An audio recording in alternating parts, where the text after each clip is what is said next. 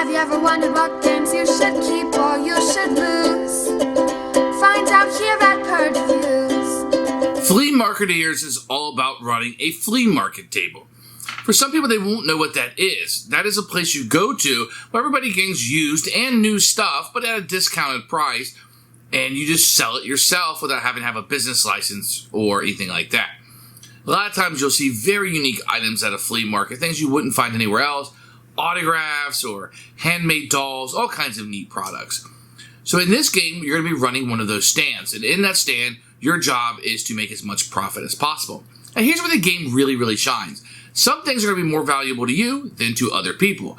So you have to kind of like maximize those trades you're going to be doing and those selling off of the property in order to maximize it for you, and a lot of times help the other players. I love that aspect of this game.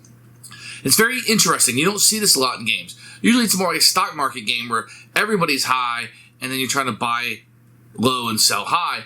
Here, the prices are already different for people, and you kind of maximize those trade values without helping your opponents too much. While you want to maximize the value to you, you don't want to help somebody too much because they're going to maximize their value also. Now, when you first look at the artwork, I think you're going to think this is a humor take that kind of game. It absolutely is not. This is a legitimate game with a legitimate strategy and legitimate pricing and trading and all kinds of fun stuff that's in this box. This is one I think that will surprise you. I haven't heard a lot about this game, but if you like wheeling and dealing and you like those trades, this is a fantastic game to go to.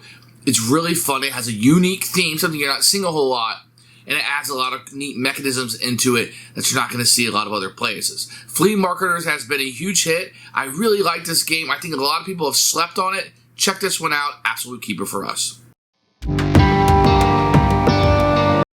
Here's Flea Marketers. I do like this cover art quite a bit. I like the art. I think it's humorous and stuff. But I think it always made me look like it was a take that kind of game, like played for humor. It's anything but that. Here is the rule book, which we'll look at a little bit later in that section. Everybody's going to get a player aid. They're all the same. They're just kind of played for laughs. As you can see, the different little funny characters that are really just kind of maybe stereotypes or humorous little pictures on here that can make you think of different things, needful notions, Laverna's junk geek. So that's pretty cool. Now, one thing is really neat about these also, it came with these little rubber bands that come with it, but you can see the artwork on some of the stuff here. You're going to have, and they're going to have a little like real deal, get it, because they're reels. Unlicensed plates, corn dogs, etc. you're going to have in here. And these cards are pretty good quality. These will be the kind of the action cards you'll be doing, the dirty deeds, action cancel, kind of take that aspect of the game. There's a little bit in that. You are going to have paper money, which is not to be loved, right? And then you're going to have a single die. Everybody's going to get one of these flea books. And what they're going to do is they're going to give you prices for things. So I'll just show you two of them randomly. You can see here that in this book, Area 51 is worth $60, but in this book, it's worth $80. So all the prices are going to be different. So somebody doesn't have to guess, like in most auction or economic games, like how much is something worth. This book's going to tell you what it's worth to you, or the maximum that it will be worth. No insert, but this is kind of a very cost-efficient game to get. Components are fine for what you're expecting to get here. Here's a rule book. It's a very easy read. Just a picture of the components with little letters going out. That's pretty nice. Setup will be right through here. Not that hard to set up and kind of shuffle the cards and how many you're going to have per player. It's always here in yellow. It kind of gives you an overview of some of the cards and how they work. Then here will be how a turn works. So really these are the 6 steps that you'll go through. Very simple. You can see a little note here about the Marketeer cards.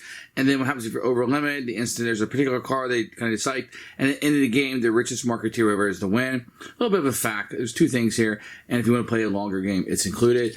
I needed about 10 minutes to read through this. We were able to up and play. We had a good time. Didn't really have any questions. It's a very simple game. Each player is going to start out with a player board. And what you're going to see here is 6 spots to put 6 of the items. So you could put items out if you're able to gain these on each of the spots. Let's say something like this, maybe Area 51 there. And then you're going to have 2 concession spots, which will be the food stuff. So you have something like food, you can kind of put those here, and then you're maxed out. On a turn, you can have more. Just by the end of your turn, you have to be down to a maximum of 6 tables and 2 food. Each player is going to start out with a little bit of money to get them started, and you'll get a flea book. Once again, the flea book will give you the prices or what the value is to you if you were to sell them during the game. This is what you'll get. Once again, everybody's values will be different because they'll have a different flea book. I'm also going to shuffle up the Marketeer cards, which are basically the action cards in the game. You're only going to use a number based on the number of players. So like 35 for 2 to 3 players, 40 for 4 players, and so on. And this is going to be the timer of the game. Will be these. With 4 to 6 players, you're going to draw 3 table cards, and a 2 to 3 player, you're only going to get 2, and that will be your starting hand. So when the game starts, you might start out with something like this. You're going to start out with, let's say, 3 items. You just kind of put them on your item board. And each player will start out with 2 Marketeer cards that will be in their hand. At the start of a turn, you're going to draw a Marketeer card, and you will also draw an item card, a table card they call them. This happens to be concession, so it will go in my concession pile. At this point, I could sell cards, or I can play 1 or 2 cards from my hand. So if I wanted to sell for a flea book, hot dang, sell to a flea table to the bank for Facebook value. So let's say I wanted to sell this, because I don't think anybody's going to give me a good enough deal. I'd look here, 48 shady deal. Oh, that's worth nothing. So obviously I wouldn't sell that. Let's say I would look at headlights transfers. I'm looking here 27. That's worth $60. So maybe I'll go ahead and use this card, which will allow me to sell this card, and I'll get my $60 from the bank. So I'll get my money. After I'm done playing cards, then I can kind of open for business. I can tell everybody, hey, and people will just start bidding, hey, maybe I'll give you 40 for this or 30 for that. They're trying to fill out, they were like, this is worth nothing to me, okay? For somebody else, this might be worth $80. So they're thinking, is this worth nothing to him? Okay, maybe I'll offer 10, but they don't know that. So they might say, hey, I'll give you 50 for it, because they're hoping it's more than what I would get from just selling it using one of these cards. If so, I'll take the 50. That's great. They get it on their turn. They can sell it for 80 and profit $30. After that, any cards that don't fit in a 6, if I have access, I have to get rid of and just discard them. And then I would say close, and the next player would go.